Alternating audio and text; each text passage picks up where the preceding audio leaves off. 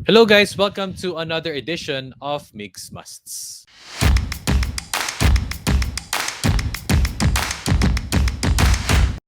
What's up, guys? Maraming salamat for joining us here on youtube.com/migsbustos. Pang ilang episode naman natin to, pang 20 plus episode na natin to, at nagpapasalamat ulit ako sa lahat ng mga nagme-message, lahat ng mga nagko-comment ng inyong mga kind words and positive words, at syempre sa pag-subaybay dito sa Migs Musts. Shoutout din ako kay Don Escanio for the shirt, Tela Estilo. Yan, thank you for sending this, an avid viewer of Migs Must. At syempre, pinramis ko sa yan, Don, pinramis ko yan sa'yo na magsusuot ako ng t-shirt mo sa isa kong episode for Migs Must. Maraming salamat po sa lahat po ng mga sumuporta. Please keep on sending your DMs and your comments para po mas makakreate pa tayo ng more inspirational and positive content. And for today, inviting a guest once again. Actually, napakalaking bagay talaga ng connections that we built. Napaka-thankful ako na marami akong mga nakilala, naging good friends throughout the course of the pandemic, throughout the course of the quarantine. And I met this person, actually, sometime in 2020, met him online, and I know that we are in sync when it comes to our mentality, when it comes to our philosophies and values. And so grateful that he is here with us today, introducing to you guys Coach Noli Ayo. He is the convener for Mindanao Peace Games. Coach Noli, maraming salamat, at meron tayong special must na i-share ni Coach Noli today. Hi, Coach! Hey, hi Migs. And of course, shout out din sa aking nagbigay ng shirt ko, Migs. Ito ang aming logo, Coach. Nga pala. Ito ang logo namin sa Ateneo De Davao. Promote ko na rin para maano naman nila na ito yung Blue Knight logo.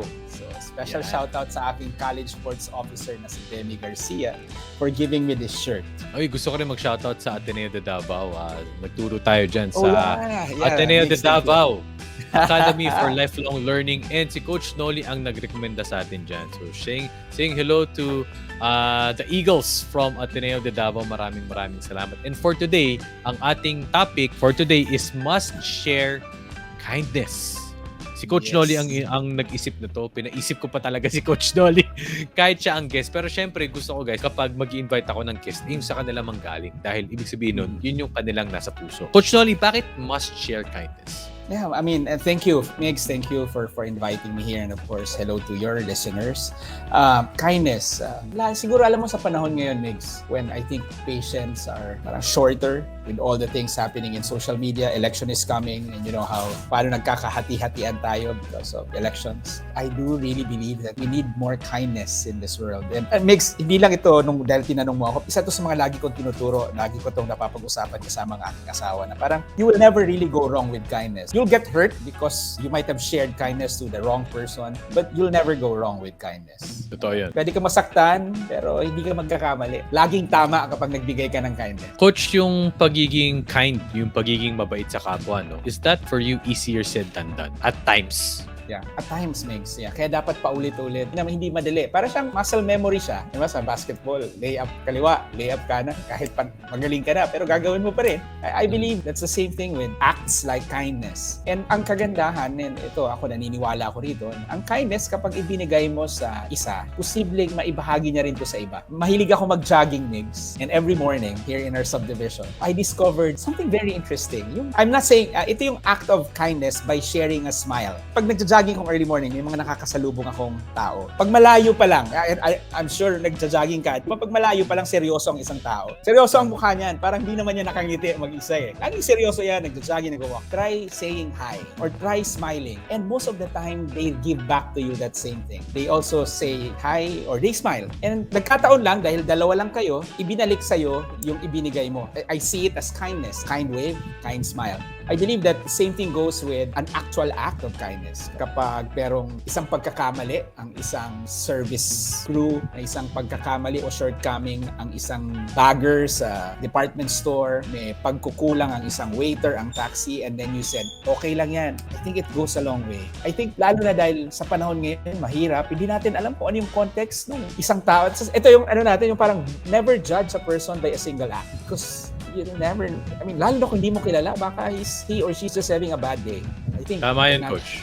And at the same time, ikaw rin. Baka kung hindi ka makapagpakita ng maganda, kung mag-submit ka, magtaray ka, o kung medyo hindi mo lang feel today, baka hindi rin maintindihan ng ibang tao kung anong pinagdadaanan mo. Baka ikaw rin mahusgahan. Tama. And even the decision not to be judgmental, I believe it's a kindness. It's an act of kindness.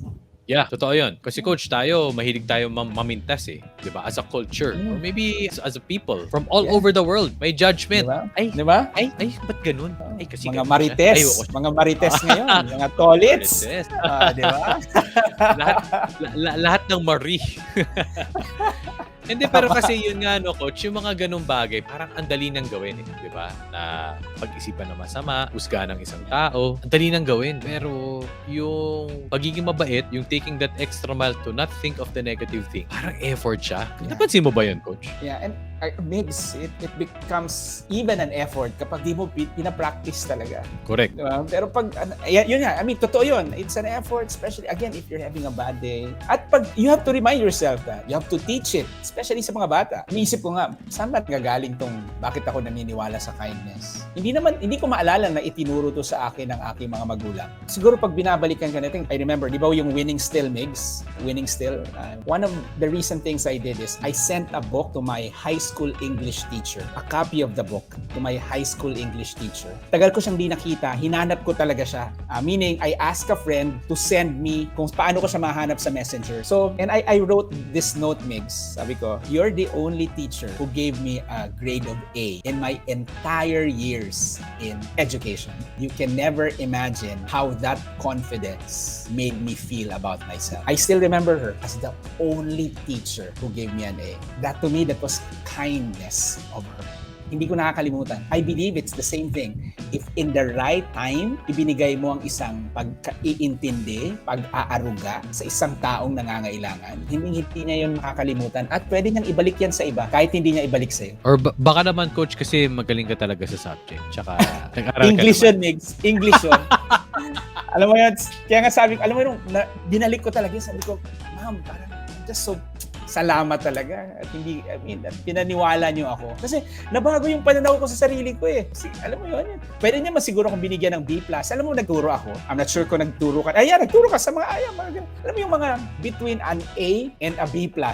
Malayo yun. Di ba? Para mga kung titingnan mo yung mga numerical, baka magkakalapit lang yan. Pero sabi ko, wag mong ipagkait, ibigay ang, kung malapit lang naman, wag mong ipagkait na ibigay ang pinakamataas. Dahil ang kapalit nito ay baka isang paniniwalang hindi magbabago at paniniwalang magbibigay pagkakataon para sa isang tao maging mabuting miyembro ng kanyang komunidad. Galing, coach. And coming off from that experience in your years in coaching and in the sports industry, paano na yun, coach, napapractice or na-emulate in your life? During my first years as a coach, I was never kind. I was dictatorial, strict. Yeah. And I think, diba, sa mga conversation, this is why I'm so passionate now to really preach mentoring. I know that I'm creating efforts to have a process where our young coaches will really learn. Parang a process of the process of coaching. Merong tawag niyan. They call it the coach developer program. Ngayon, meron na yan, Migs. Wala lang tayo sa Pilipinas. Meron na yan sa ibang bahagi ng mundo. How I wish somebody told me when I was starting that it's important to be kind. That kindness will not equate to being weak. No, it will not equate to being mahina or hindi mo sure sa ginagawa mo. In fact, siguro, kung you can be kind yet being capable to accomplish a lot of things, that speaks so much about your character. You mentioned, coach, that ito yung nagawa para sa iyo ng English teacher mo, yung A. Yeah. Binigay niyan sa'yo dahil pakiramdam mo na, ma'am, thank you. A+, Migs, A+. A+, wow! A+. Gusto ko lang i-clarify, Migs. A kasi yung rinig ko kanina may plus pala. Oh, yeah. A+. A+. Coach, paano siya paano siya bumalik? Paano siya naging cycle for you na may experience ka na, Coach Noli, salamat dahil ito yung pinakita mo sa akin. Nakikita ko yan Migs. Now that I'm teaching also, it's easy for me to give higher grades. It's easy. That's one. Second, mas nagbibigay akong oras ngayon kapag may nangangailangan kausap. Tapos, hindi na ako nagsasabi nung, halimbawa, may pinagdadaanan yung isang tao. Ito, kasi growing up, I don't know if baka naririnig ko sa mga kaibigan. Yung pag may pinagdadaanan, kasasabihan ka, okay lang yan. Okay lang yan. Ako kung naririnig mo, but ako, mga kaibigan natin, okay lang yan. Ngayon, hindi ko na sinasabi yan. Bakit? Kasi posibleng hindi okay yan eh. I'm kinder now in terms of just respecting others and the place where they are. Recently, Migs, nagpa-groom kami ng aso. Pag-groom namin, parang one of the staff of the grooming shop, parang naging hindi nagustuhan ng asawa ko yung nangyayari. So nagalit ang asawa ko at pagalitan siya. Eh, nung nagagalit yung asawa ko, nasa loob na ako ng kotse. Eh, nakikita ko na lang yung movement. Eh, kilala ko ng asawa ko. Parang alam mo, oh my God, parang something. Something happened. Of course, something happened. Tapos, biglang, alam ko yung original price ng grooming. Nung kukunin ko na yung aso namin, ako na lang bumalik. Lang nagbago yung price. Parang binabaan nila. Tapos nagsabi yung PR na, "Sir, I'm really sorry. Karoon lang kami ng miscommunication." Tapos lumabas yung nag-groom. "Sir, sorry po talaga."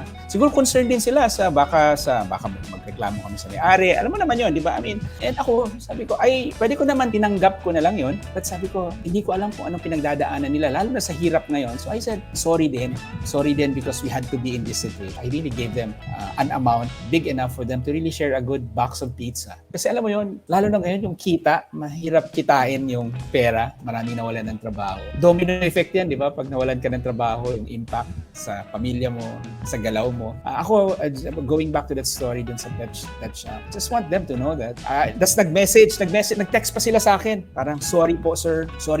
And sa akin, I said, it's okay, we understand. And pwedeng sanang tinapos ko na yun dun, but sabi ko, feeling ko na bother sila to actually text us. So I messaged them, be assured that we will remain loyal to your store. We will bring Ramsey again. Our dog's name is Ramsey. We will bring Ramsey again there.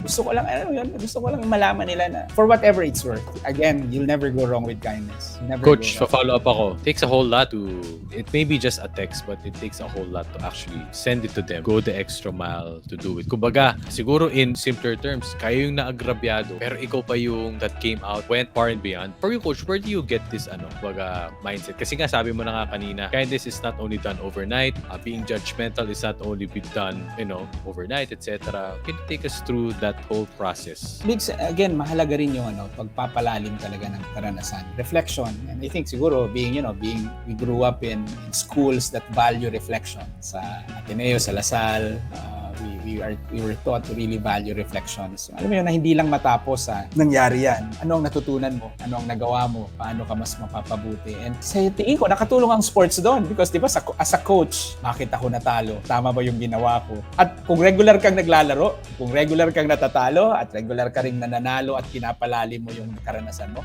it helps to reflect. And again, I think reflection is also a skill that entails practice. Right. Di ba? Kung hindi by default ang reflection mo, hindi ka magre-reflect. Coach, when you say kindness, you touched up on it kanina eh. Pag sabi mo kind, it's not a reflection of weakness or anything. Pero baka merong mag-iisip na masyado ka kasing mabait kaya ka natitake advantage of. Masyado ka kasing mabait kaya ka napagsasamantalahan. Totoo ba yun, Coach? Yeah, siguro hindi mo siya ma-retake na parang ignorance or being so naive. Kindness is just going that extra mile in terms of understanding. And alam mo, siguro iba-iba yung definition natin. Pwede tayo mag-iba. But alam mo yun yung that extra mile of pag-intindi, extra mile of care. And again, I cannot say there's a perfect formula to it, but you have to keep on doing it and keep on also knowing na kung kanino, saan mo lang pwede siyang magawa ng maayos. At pwede rin kasing ibigay mo to sa iba but with caution until in such a way na maging yung instinct mo, maaasahan mo na. Coach, anong effect nun sa'yo? Going back to that example sa dog groomer, binigyan mo ng pizza, ikaw pa nagsabi na babalik ulit kami. Anong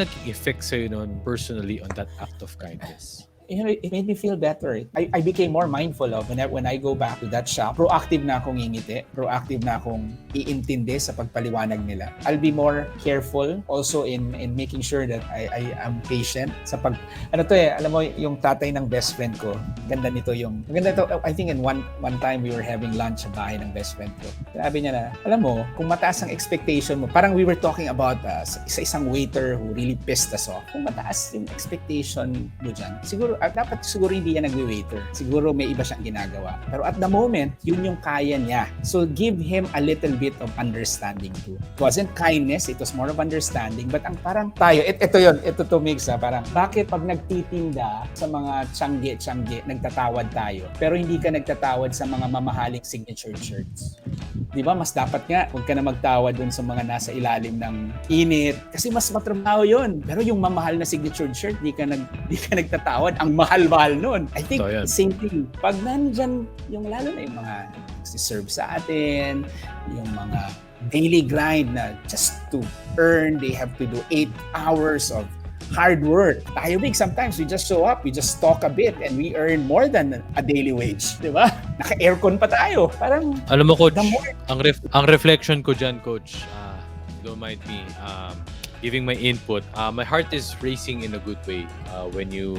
Walang cooking to, Coach, sa totoo lang. Yeah. Kasi sabi ko nga kanina sa intro ko, even though I just only known you for a brief time, I can honestly say that I share the same values and the principles that you do. When it comes to kindness, tama ka dun, Coach. Give people the benefit of the doubt. Give people the chance to, ano ba talaga? Bakit ba? Saan ba ito nanggagaling? And at the same time, yung investment in relationships. Diba? Parang, and at the same time, alam mo, Coach, yung sa totoo lang, sa akin, walang mayaman, walang mahirap. Walang CEO, walang manager, walang crew, walang staff, etc. Lahat tayo pantay-pantay. Lahat tayo meron tayong pinagdadaan. And all the more that we should give respect. Alam mo, Coach, minsan naisip ko, dito rin sa condo complex namin, maintenance, may security guard, naisip ko, pag may mga taong nabeberate o kapag may mga taong hindi sila naintindihan, napapagalitan sila, naisip ko na lang, tayo ba? Kaya ba natin yung ginagawa nila? Yeah. Kaya ba natin magtapon ng basura on a daily basis? Nakatayo ng 10 hours na magdamag? Kaya ba natin gawin yun? Hindi natin kayang gawin yun. Yeah. Kaya all the more due respect to all the people and members of society. And wow, just really gave me goosebumps dahil ang reflection ko talaga dito, Coach, is all the more that we should give that act of kindness. Yung Coach, yung makita mo sa kanila yung, wari magbigay ka ng merienda, bigay ka ng drinks, sabihin nila sa'yo, Sir, thank you, sir, God bless, sir. For me, that's enough Parang sabi ko, wow, parang nanalo, parang that made my day. There's that feeling, no, Coach? Parang when you share kindness, parang you're so overjoyed, parang wala makakapalit. Yeah, and I think ito pa yan, Migs. And when you keep on doing it, eventually there's that overjoy will just become joy. And natural. Yes, Migs. It will become a norm. And ang point ko lang doon, then I think that's when you know that it's becoming, it's easier. Or a way of life. It's becoming a way of your life. And I think, Coach, anong magagawa mo yan? Anong kagandahan yan? Well, if you have that mix, and we both are fathers, it's easier for us to teach it to our kids. For whatever it's worth, I want to share that to you. I mean, of course, may mga nakikinig. But ako at the end of the day, pag itinuro ko to kay Anton, pag itinuro mo to sa yung 1-year-old na magiging 2 years old na, it's easier. And she, Migs, no? Babae yung anak mo. Margot, Coach. Margot. Margot. Alright. Si Margot, eventually, masisense ka niya na hindi mo siya niloloko. At kung masense na yan, mas madali niyang gawin. Pardon me, alam mo naman ako, Coach, I'm my work as a broadcaster interviewer. Innate ako to jump off with one question after the other. Pero yung mga ganitong conversations dito, napapatigil ka talaga wow, mind blown. I don't know where to next kasi parang just all the feels. Thank you, Coach Noli. Maraming salamat. Marami pa tayong mga mapapag-usapan tungkol sa kindness and kabaitan. Siguro, Coach, sa parting shot, lahat ng mga nakikinig ngayon, guys, lahat ng mapakinggan naman to, 1 minute, 2 minutes, the whole interview, the whole conversation, went through something, may pinagdadaan or may pagdadaan. Siguro, how is kindness a vital role in approaching whatever life may throw upon us? Makes sa hirap ng buhay ngayon, no? Sa hirap ng buhay, lalo na this past 20 months. I think if we all commit to just for once a day, we add something good, something kind, and share it to one person, I think it will just elevate the energy of our community. And perhaps when you elevate the energy of our community, it will be good enough for this world of ours to be, for just one day, a little bit better. And sabi ko nga, baka when there's one day that the world is fully better and our children are there for that moment, it might have a long effect towards their generation. Hindi man nila malaman yon, but nagsimula lang yon dahil one or us all decided just one day we'll share one good act of kindness. Again, you will get hurt sharing kindness every once in a while, but you will never go wrong with kindness. Galing. Powerful. Thank you so much, Coach Noli. Lastly, Coach Noli, plug away. Kung may mga gusto kang i-plug, Winning Still, Adrenaline Solutions. Coach, go ahead, please. Take this. Migs, yeah. I mean, Migs, thank you. Just want to promote the book, Winning Still. We've sold out the first printing. We're halfway through the second na print namin. Yes, and Migs, we're happy that some schools in the Philippines are buying a good number and making it a requirement or a reading requirement for selected students of theirs. So we're just so happy. Again, Migs, ang librong Winning Still, it's a product of kindness. 27 people kind enough to share their time to one another during that first 100 days of the pandemic and see what it did to all of us. Parang wow. Change all of us. So again, yun lang, Winning Still, kahit wala na munang Adrenaline Solutions. Okay. So, all right. So if you want to reach Coach Noli Ayo for more of Winning Still or anything that you want to ask Coach Noli, you on Facebook, email? Yes, Noli Ayo Facebook, Instagram, Noli_Ayo. But you can follow and like also pala the Facebook page of Winning Still. It's Winning Still, that's the name. Our Facebook page. Maraming salamat. This has been Must Share Kindness dito sa Migs Musts with Coach Noli Ayo. Maraming salamat, Coach Noli. Salamat po sa lahat ng mga nanonood ng Migs Musts. Please do comment kung ano lang po ang must na gusto niyo at susubukan po natin yung gawin. So once again, thank you to everybody watching. I hope you all are staying safe. See you guys in the next episode. Thank you, Coach.